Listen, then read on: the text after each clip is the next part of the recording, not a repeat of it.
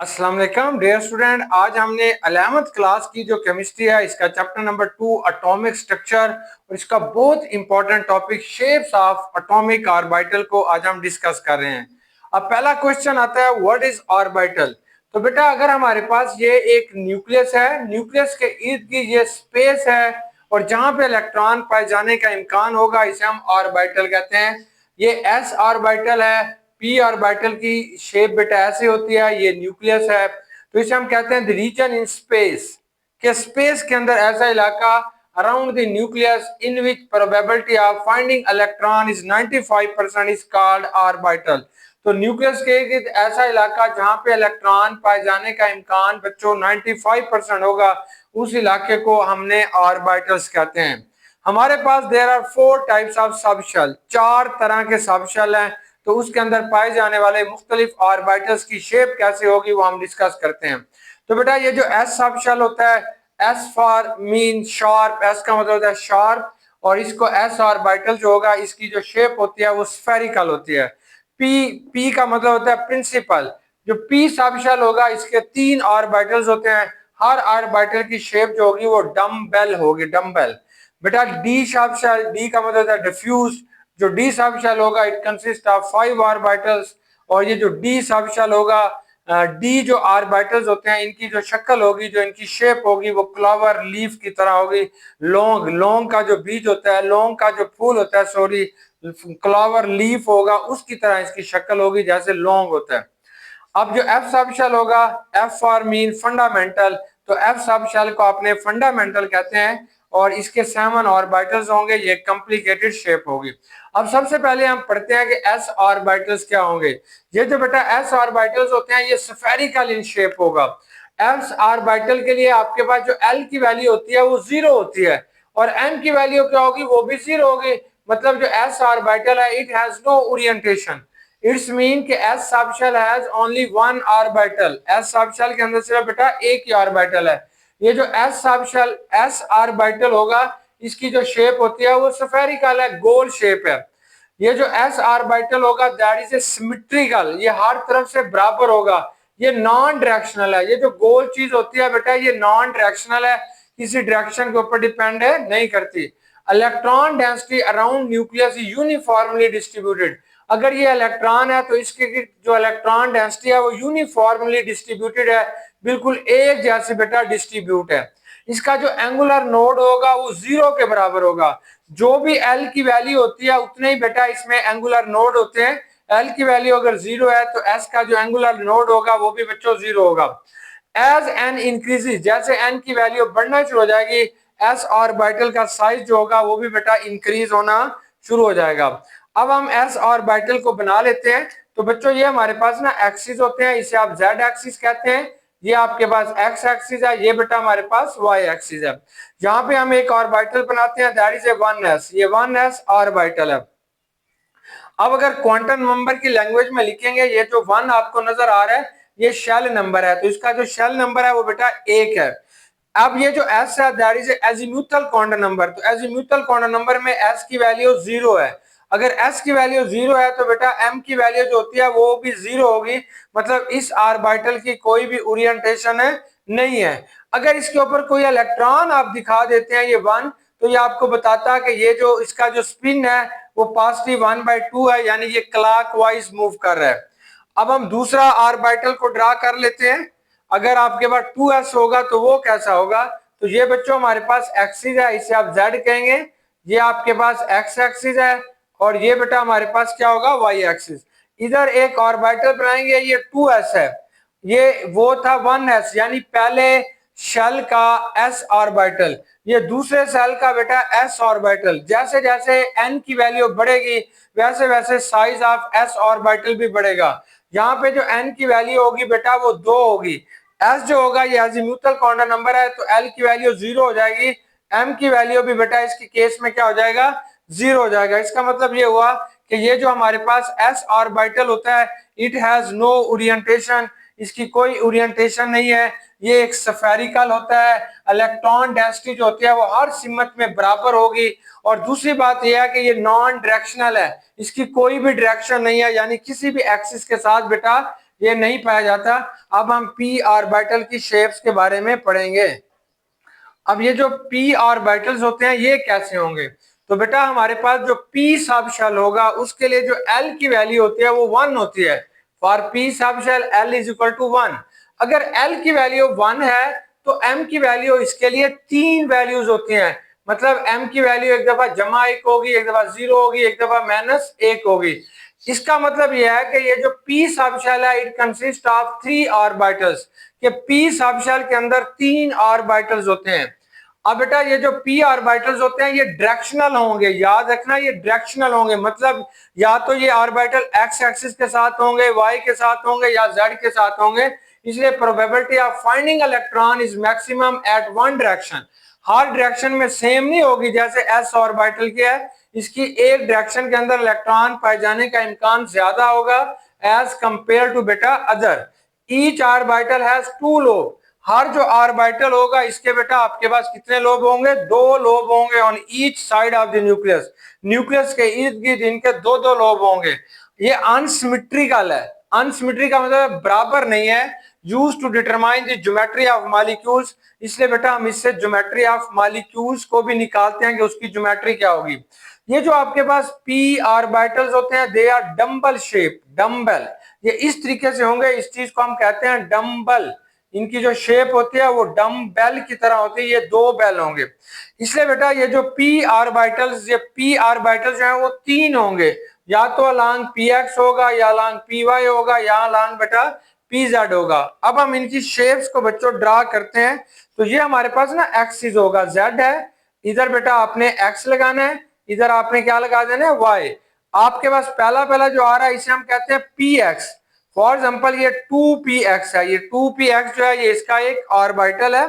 अब ये जो 2 होगा that is a principal quantum number, तो इसका प्रिंसिपल क्वांटम नंबर 2 है। एजीमुथल क्वांटम नंबर की वैल्यू बेटा क्या होगी, 1 होगी। अब ये आपके पास पॉजिटिव 1 है।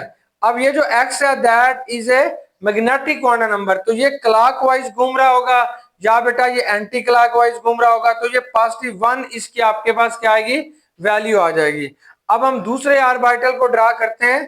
तो दूसरा ऑर्बिटल को यहाँ पे आपने ले लेना z है, ये बेटा हमारे पास क्या होगा x है, और यहाँ पे आपने क्या ले लेना है y। इसको जो हम ड्रा करते हैं वो अलोंग y एक्सिस करते हैं, तो ये 2px होगा, ये 2p बेटा x लिखेंगे, ये 2py, सॉरी ये 2py है।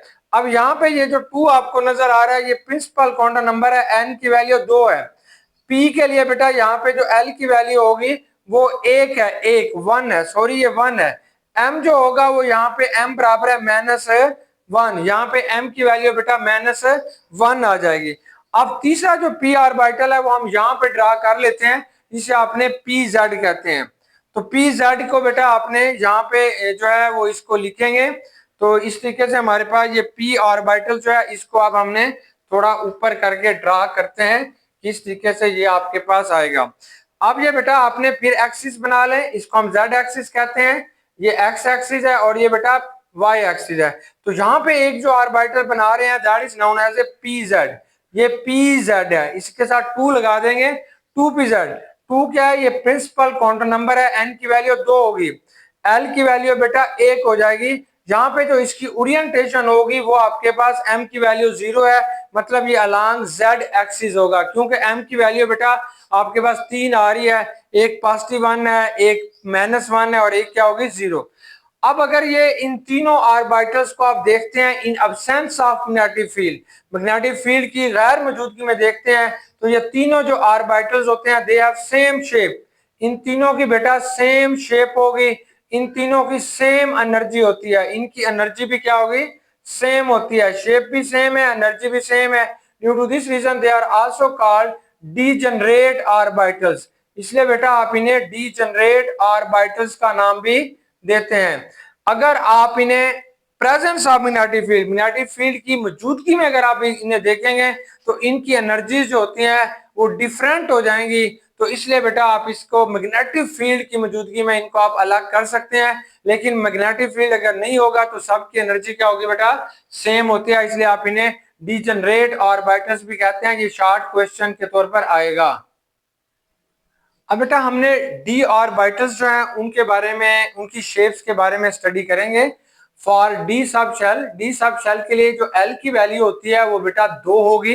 एम की वैल्यू कितनी हो जाएंगी, ये 5 होगी, जमा 2 होगी, जमा 1 होगी, 0 होगी, -1 होगा और -2 होगा।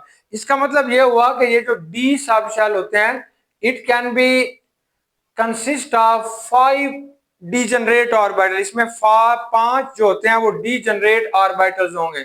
कौन से होंगे? पहले को हम कहते हैं डी जेड स्क्वायर, दूसरे को कहते हैं d x square dash Y square, और तीसरे को बेटा आप कहेंगे डी एक्स वाई, चौथे को डी वाई जेड, और पांचवें को बेटा डी जेड एक्स का नाम देते हैं। ये 5 इसकी ओरिएंटेशन होगी, या 5 इसके बेटा हमारे पास क्या होंगे? ऑर्बिटल्स होंगे। अब वन बाय वन इनको हम ड्रा करते हैं। अब डी सब शेल की जो शेप होगी वो कैसे होगी? तो इनकी बेटा जो हमारे पास शेप होती है वो डबल डंबल होगी। डबल डंबल, आपके पास इसके 2 डंबल बनेंगे, इसलिए आप इसे डबल डंबल शेप कहते हैं। डबल डंबल से क्या मुराद है? एक बेटा इसका ये वाला डंबल बनेगा और दूसरा बच्चों इसका ये वाला डंबल बनेगा और डबल डंबल होगी। या इसे हम कहते हैं क्लोवर, क्लोवर लीफ शेप इसकी होगी, क्लोवर लीफ।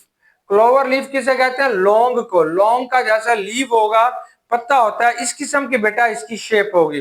तो पहला जो हम ड्रा करते हैं वो है D Z square. D Z square की शेप कैसे होती है? तो आप इसको बताओगे बेटा ये जेड है, ये हमारे पास एक्स है, यहाँ पे वाई है। अब डी जेड स्क्वायर यहाँ पे एक जेड बनाओगे, ये डबल एक गुलदारा लगा दोगे, इस चीज को हम कहते हैं डी जेड स्क्वायर। अब डी जेड स्क्वायर वह है, डी का एक ऑर्बिटल्स है which consist of only 2 lobes. इसके बेटा एमसीक्यूज आएगा कि इसके कितने लोब्स होते हैं? इसके 2 लोब्स होते हैं, और ये जेड के ऊपर 2 लोब आपने बनाए हैं, बाकी जितने भी हैं उनके 4 लोब्स होते हैं। डी जेड स्क्वायर के बाद दूसरी जो शेप हम ड्रा करते हैं d x square dash Y square. ये बेटा आपके पास जेड होगा, इसको आप एक्स कहते हैं, इसको बेटा आप वाई कहते हैं। ये जो आपने ड्रा करना है ये एक्सिस के ऊपर ड्रा करेंगे। इसका एक लोब बेटा एक्स के ऊपर होगा, एक लोब इसका वाई के ऊपर होगा, तो इसे आपने d x square dash Y square का नाम देते हैं, और ये भी आपके पास 4 लोब्स पर मुश्तमिल होगा। नेक्स्ट जो बेटा आपने शेप इसकी ड्रा करनी है उसे हम कहते हैं डी एक्स वाई।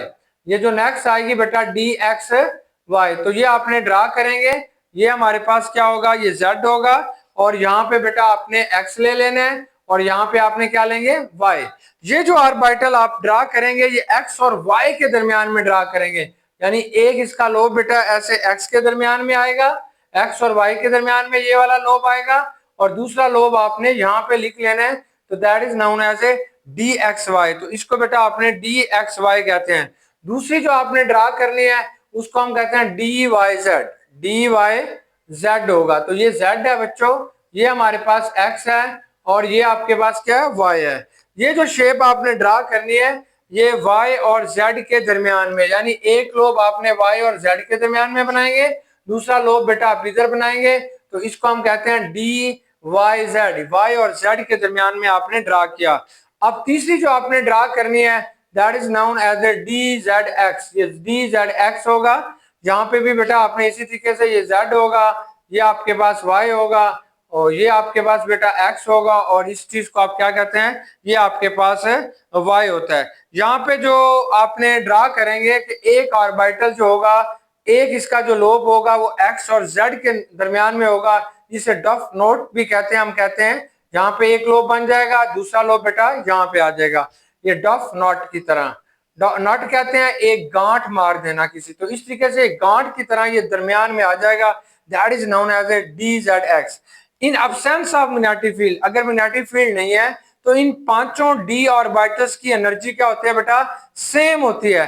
तो due to this reason they are also called 5-fold degenerate orbitals भी कहते हैं, या सिंपली बेटा आप इन्हें डीजनरेट ऑर्बिटल्स कहते हैं। लेकिन अगर मैग्नेटिक फील्ड अप्लाई कर दिया जाए तो ये जो 5 ऑर्बिटल्स होते हैं ये 2 हिस्सों के अंदर तकसीम हो जाएंगे। 2 की एनर्जी ज्यादा हो जाती है और 3 की एनर्जी बेटा इनसे कम हो जाती है। जिनकी एनर्जी ज्यादा होती है वो X square dash Y square और डी जेड स्क्वायर होंगे। बाकी ये 3 जिनकी एनर्जी बराबर होती है वो D x Y, D Y Z और डी जेड एक्स होते हैं, इनकी एनर्जी बेटा बराबर हो जाती है। अब हमने बताना है कि एफ ऑर्बिटल्स कैसे होंगे। तो ये बेटा हमारे पास आ रहे हैं एफ ऑर्बिटल्स। जो एफ ऑर्बिटल्स होते हैं इसके लिए एल की वैल्यू 3 होगी।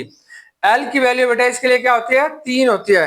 तो एल की वैल्यू अगर 3 है तो एम की वैल्यू कितनी होगी, ये 7 हो जाती है। जमा 3 जमा 2 जमा 1 और फिर बेटा आपके पास क्या होगा, 0 होगा। फिर आपके पास क्या होगा, ये 1 होगा, 0 होगा, सॉरी, ये -1 -2 और -3, ये आपके पास 7 हो जाएगी। इसका मतलब ये है कि ये जो एफ और एफ सब शेल होता है, ये जो बेटा एफ सब शेल होगा, it consist of 7 degenerate orbitals. इसके अंदर 7 डीजनरेट ऑर्बिटल्स होते हैं। डीजनरेट ऑर्बिटल से मुराद है जिनकी एनर्जी क्या होगी बेटा, सेम होगी। अब एफ सब शेल की शक्ल कैसे होगी या किसी भी एफ ऑर्बिटल कैसे होगा, तो इसके अंदर बच्चों 3 लोब्स होंगे, 3 लोब्स।